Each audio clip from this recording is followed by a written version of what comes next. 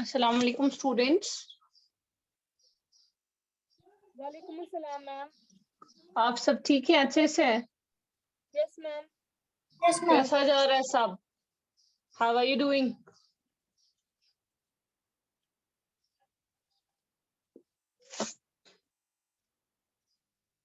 कल किसकी present? Okay sorry.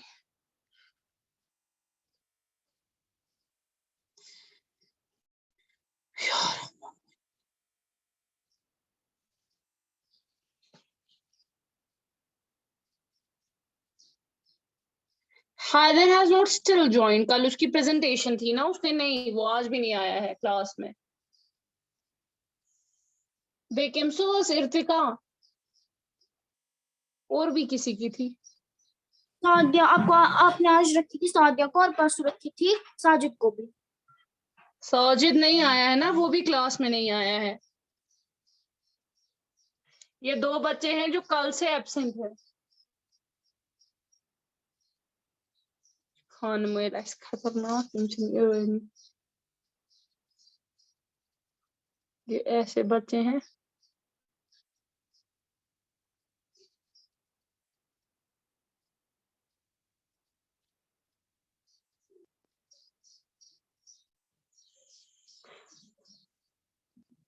चलिए थोड़ा वेट करते हैं, किसी और को तो नहीं ज्वाइन करना है। इसके बाद जिसकी प्रेजेंटेशन है वो प्रिपेयर रहेंगे।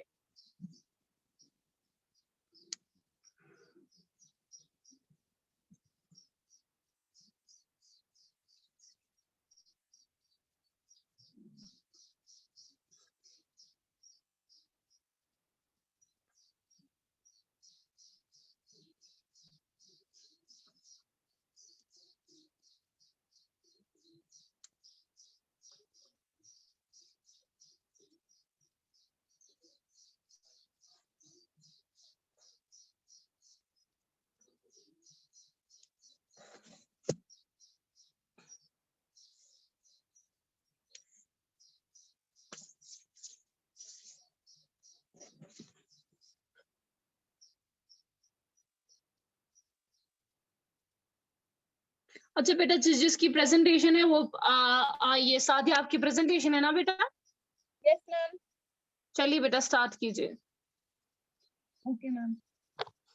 So first thing we discussed in this poem, what is the brook? Brook is a stream. Brook एक ऐसा झरना है जो कभी नहीं रुकता, वो हमेशा चलता रहेगा. In this poem, the brook is the story of Brook's journey. The brook itself narrates its story and at places compare its journey to a man's life of journey. First we discuss this poem in paragraphs. First we discuss, okay, first we are gonna, okay, चलिए let us see, let's discuss your topic. I come from haunts of coot and hern. I make a sudden sally and sparkle out among the ferns to bigger down a valley. So the brook says that brook comes from haunts. And further the brook says I emerge suddenly. And the brook says I sparkle out. Sparkle out is to shine.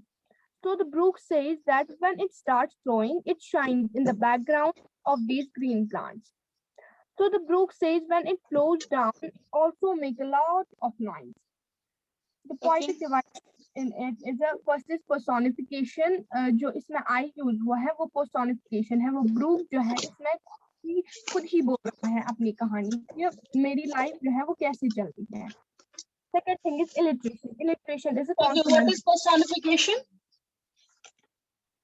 Personification in it is a brook. I mean to say, what is personification beta? Personification is giving human qualities to the non-living thing. ठीक है, इंसान की quality दे देना. क्या बेटा? Second thing is alliteration. Alliteration means consonant words. जैसे कि इसमें use हुआ है sudden sally, sound use of s. Okay, alliteration is using of consonant words in 2-3 words consecutively. ठीक है, जो consecutively एक दूसरे के बाद एक word आता है, उसमें अगर एक word repeat होता है, जैसे same and sale, ठीक है ना, तो it's SAA sound. So this is known as alliteration. Go ahead. Third is onomatopoeia, that is sound words like hern and fern. What sound words beta? Okay, sound words. Okay, वो word जो sound Onomatopoeia. Create करते हैं, ठीक है? Yes, चलिए ma'am. जाइए आगे, चलिए बेटा. Okay fine, it's good, we doing good. अच्छे से, By शाबाश. 30, by 30 hills, I hurry down or slip between the grids. By 20 troops, a little town and half 100 bridges. It says that by 30 hills, I cross 30 hills and I hurry down. So it has a lot of speed when it flows. So the brook says that it slips between the ridges. So the brook says that it flows through a 20 troops and a little town. Brook flows through the 50 bridge also. इसमें Brooke कहता है कि मैं cross करता हूँ 30 drill से ये जाता है और स्लिप करता है बिटवीन. इसमें पोएटिक डिवाइस जो है वो है inversion inversion reversal. Okay fine. और इसमें आई भी यूज हुआ है. By 30 hills, I that is subject and brook. इसमें ब्रूक जो है वो अपनी कहानी जो खुद ही बोल रहा है. एलिट्रेशन कॉन्सोनेंट वर्ड्स साउंड इसमें यूज हुआ है H, Hari hills. Next is, till last by Flip's palm I flow to join the brimming river, for men may come and men may go, but I go on forever. में जो Flip's palm है वो object है और जो flow है वो subject है. आई इसमें भी यूज हुआ है. वो है जो ब्रूक, वो है वो इसमें खुद की कहानी खुद ही बोल रहा है. That means it's a technique of inversion, ठीक है? Inversion जिसको हम कहते हैं, सब्जेक्ट एंड में आता है और ऑब्जेक्ट पहले आता है, ठीक है? हाँ चलिए बेटा. Alliteration. Second thing is alliteration, that is consonant words like consonant First like you go beta, first you go with a summary because you are having full 1-page summary, so then go with a summary, then later on you will discuss the techniques. Brooke says, till last by Flip's palm I flow. So this shows the prosperity, improvement. So small stream which has a little water is flowing towards the river, which is full of water. Brimming river means which is full of water, start from the brim. For men may come and men may go, but I go on a forever. Now Brooke compares its journey to a man's journey of life. Now, how is the life of Brooke different from man's of life? The Brooke says that Brooke flows forever, but a man's life is not forever; it's temporary. Okay, very good. जो इसमें inversion है कि देखा कि object इसमें पहले आता है और सब्जेक्ट जो है वो एंड में आ जाता है. Second thing is use of consonant words, and third is repetition. Repetition means repeated words. जो इस poem में repeated words use होता है उसको हम repetition बोलते हैं. इसमें जो है men may and men may. Third line में men may and men may. Next thing is antithesis, that is opposite meanings. Opposite meanings for come and go. Second paragraph. Next paragraph. I flutter over stony ways in a little sharp and treble. I bubble into eddying bays. I babble on the pebbles. So the brook says, when I cross big stones, I chatter, I make a lot of noise. So whenever there is a hurdle on the way of brook, change its path with the little sharp treble. Now we discuss poetic devices. That is, first thing is onomatopoeia, that are sound words like chatter. Second thing is anaphora, same words इसमें repeat होते हैं, that is bubble and babble. And next thing is rhyming words, that is trebles and pebbles. Many a curve my banks I fret, by many a field and fallow, and many a fairy foreland set with a willow weed a mallow. It says it has many curves, and when it goes, it says that edge of brook I gradually wear them off. So first thing in it is inversion, that is many a curve is object and I fret is a subject. I जो इसमें use हुआ है वो brook है, fret जो है वो subject है, subject इसमें यूज हुआ है. Second thing is alliteration, use of consonant words, and इसमें sound यूज हुआ है, sound of F, field and fat, and flow and weed. and rhyming words are fallow and mallow. Now there is last paragraph of this point. I settle as it flows to join the brimming river, for men may come and men may go, but I go on forever. Now Brooke says that it refers to noise when it flows, and it is goes towards a brimming river. Brimming river is full of water.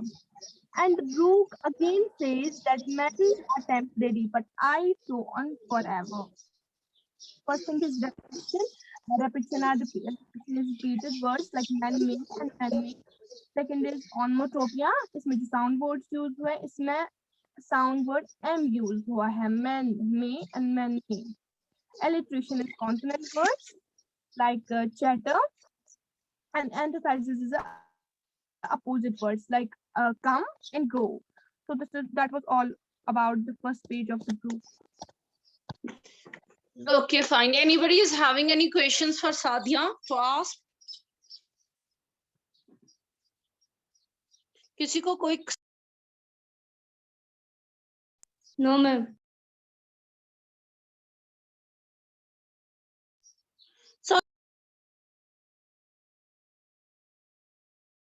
you are gonna speak, क्योंकि तब तक कोई चीज समझ नहीं आती है बेटा जब तक उसकी डेफिनेशन पर, और it was quite good. अभी बेहतर हो सकता था, but whose turn is the second? Ma'am, मेरी. चलिए बेटा चलिए.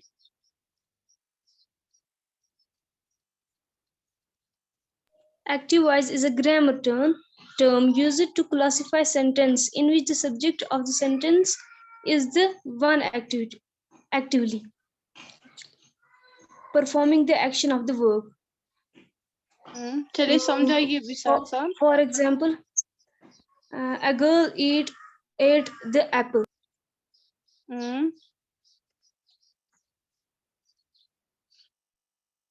शाबाश. फिर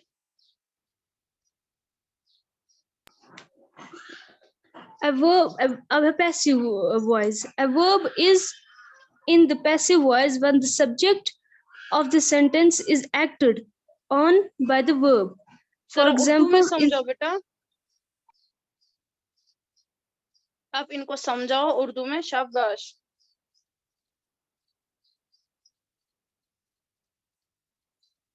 चलिए मैं ऐसा कोई नहीं, कंटिन्यू कीजिए जैसे आपको आसानी हो जाए. चलिए बेटा जैसे आपको मर्जी हो. एक्टिव है जो वो मैम अब उर्दू में बोलना है. आपकी मर्जी, अगर आपको लगेगा आपको आएगा तो बोलिए, अगर नहीं तो ठीक है. वो वर्ब जो एक्टिव वॉइस होते हैं, जो हमें बताता है समथिंग, जो कोई भी पर्सन या थिंग कुछ भी करता है, वॉइस उसकी वॉइस एक्सप्रेस करती है, performed by the subject of a sentence. शाबाश. चलिए शाबाश. अब पैसिव वॉइस. चलिए. Passive voice. A verb is in the passive voice when the subject of the sentence is acted on by the verb. For example, in the ball was thrown by the pitcher. The ball receives the action of the verb, and was thrown is in the passive voice. Okay. जो passive voice है, जो हमें बताता है something, कोई भी किसी ने कुछ भी काम किया, पर्सन या थिंग, वो पैसिव वॉइस एक्सप्रेस करता है action performed. Very good then. शाबाश. Very good. उमेशा बेटा इतना ही था. Yes ma'am. इसमें टेंसेस नहीं बताने थे कि किस टेंस में क्या चेंज आएगी. मैम वो बताऊं? हाँ वो तो बताने जरूरी है. प्रेजेंटेशन का काम क्या है? एक्टिव वॉइस और पैसिव वॉइस. सिंपल वॉइस होता है S + V1 + V5. S plus subject, V1 plus object, V1 plus verb, object plus. Example बताइए.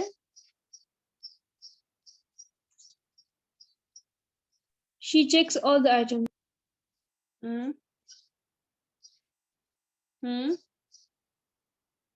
अब अगर इसको पैसिव वॉइस में देखेंगे, all items are checked by him. ये हर। फिर है प्रेजेंट कंटिन्यूअस। इसमें आता है इज, एम या और, फिर आता है ऑब्जेक्ट, फिर आता है वर्ब और ये सब्जेक्ट। जैसे शी आर डिस्ट्रॉइंग फॉरेस्टर्स, फिर अगर पैसिव वॉइस में देखेंगे फॉरेस्टर्स आर बीइंग डिस्ट्रॉयड। हाँ, शाबाश शाबाश। और फिर उसके बाद है सिंपल ये प्रेजेंट पर। हाँ, वो बताइए।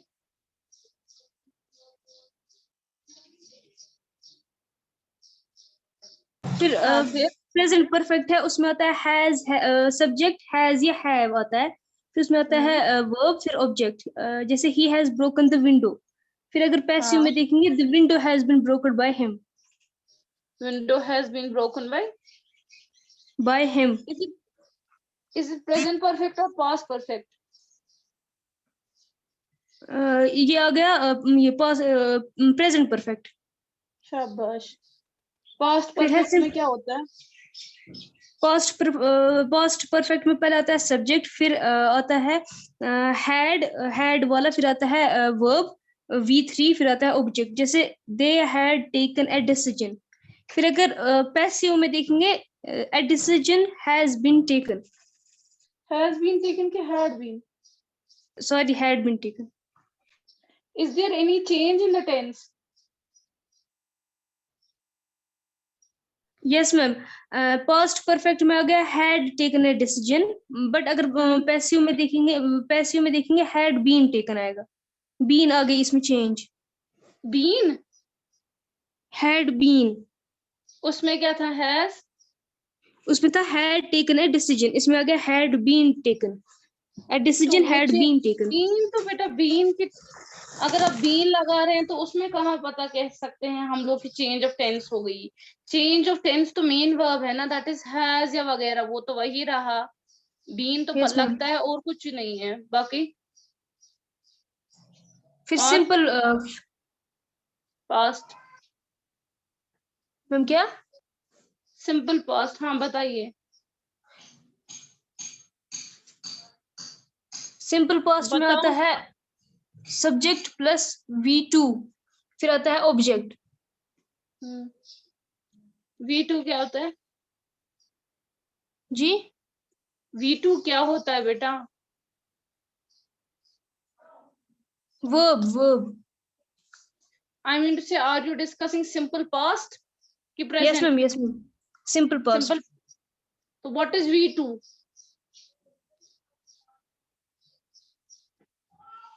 V2 is the simple past form of verb.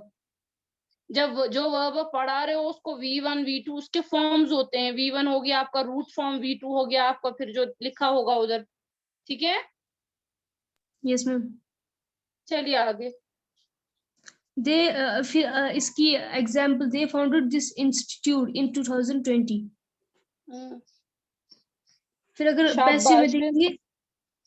Passive में देखेंगे this institute was founded in 2020। क्या है? आप फिर से एक बार बोलिए। पैसिव में अगर देखेंगे this institute was founded in, they founded this institute in 2020. They founded तो हाँ, फिर उसमें चेंज कीजिए। This institute was founded in 2020. आप मुझे फिर से इसका एक बार टेंस का फॉर्म बता दीजिए, एक बार इसको फिर से रिपीट कीजिए सारा। शाबाश।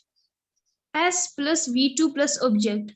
फिर नहीं, पहले से बताइए, वहां पर लिखा होगा ना सिंपल पास्ट सिंपल प्रेजेंट, वो बताइए, उसके बाद आगे जाइए। मैम सिंपल पास्ट का है S plus V2 plus object। उसकी एग्जांपल है दे फाउंडेड दिस इंस्टीट्यूट इन 2020। अच्छा, उसको फिर सिंपल पास्ट जी हाँ। फिर सिंपल पास्ट का पैसिव वॉइस में अगर देखेंगे S plus was या were लगेगा, फिर plus V3 plus by plus object.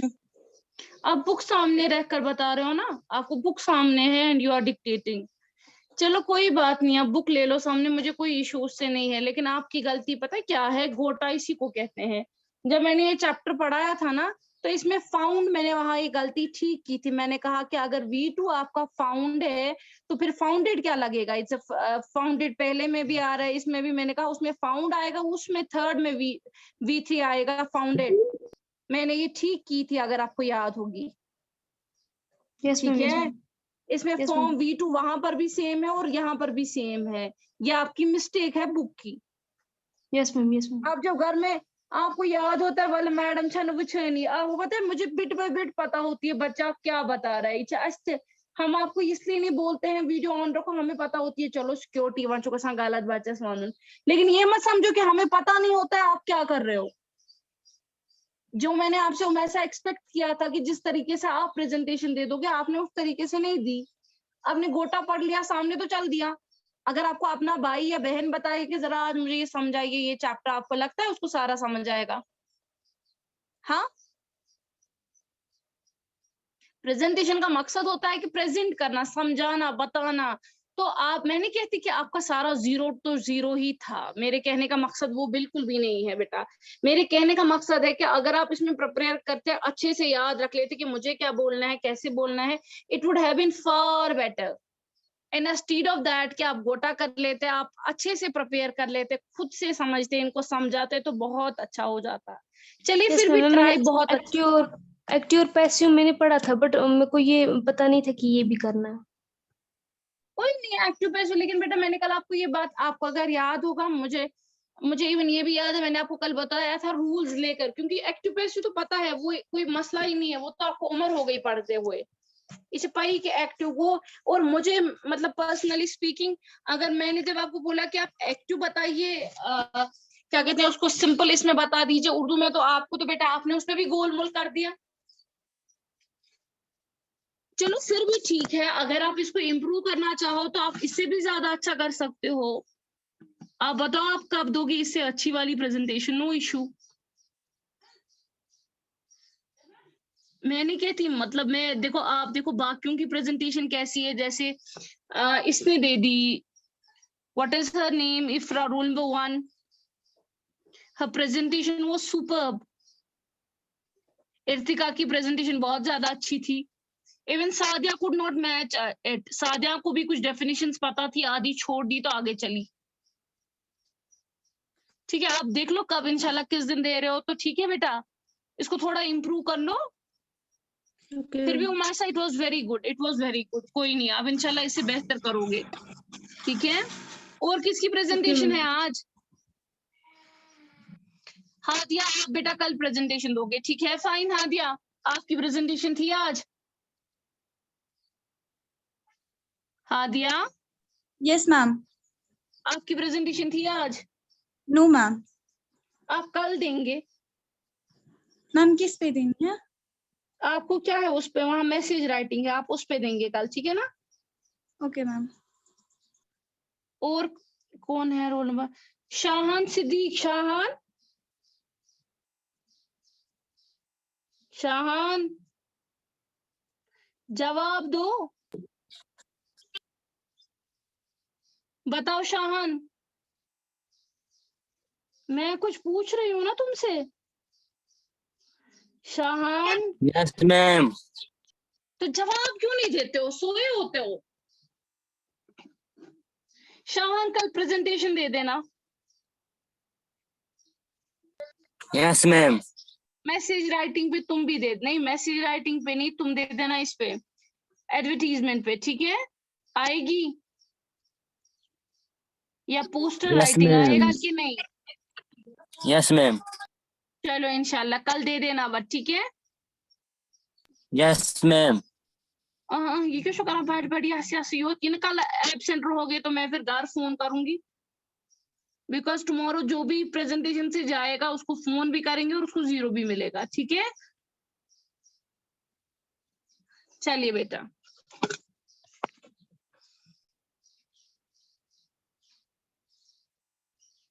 Any questions, आपको कोई सवाल है? No, ma'am. No ma'am. Sure? Yes ma'am. चलिए ठीक, आपको मैंने बोला था ना कल मैं पूछूंगी ब्रूक के रिलेटेड, याद है? आप लोग चुप करेंगे। हाँ दिया बताओ, व्हाट इज पर्सोनिफिकेशन?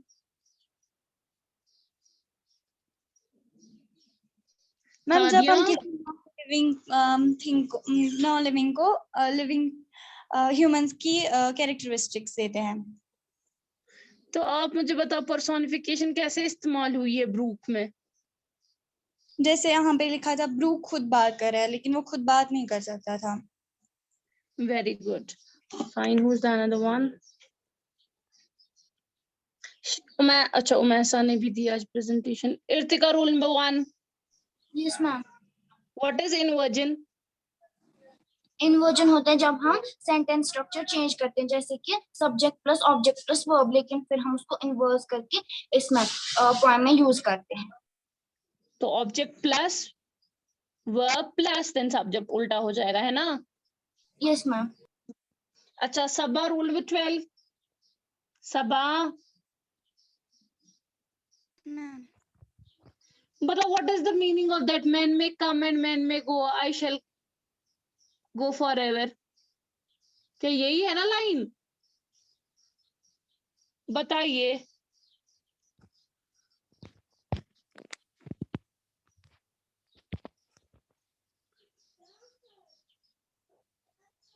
अच्छा बताओ व्हाट इज ओनटोमिया, ओनमोटोपिया?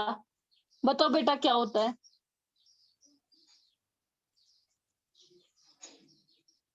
आपने घर में प्रिपेयर किया था ये? बोलो हाँ। कब? ऑक्सीजन ऑक्सीजन ओके, क्या ऑक्सीजन? हाँ बोलो। आप इसको घर में प्रिपेयर करना, क्या करना? ये सोई है। कल क्या करना? कल दूसरा जो चैप्टर है कौन सा वाला, रुस्तम और सोहराब, शायद आपको है ना वो यूनिट में, है कि नहीं? Irtika, yes ma'am. आपको रुस्तम और सोहराब है ना? Yes ma'am. वो प्रिपेयर कर लीजिएगा कल, ठीक है? Okay ma'am. चलिए ओके, अल्लाह हाफिज, टेक केयर।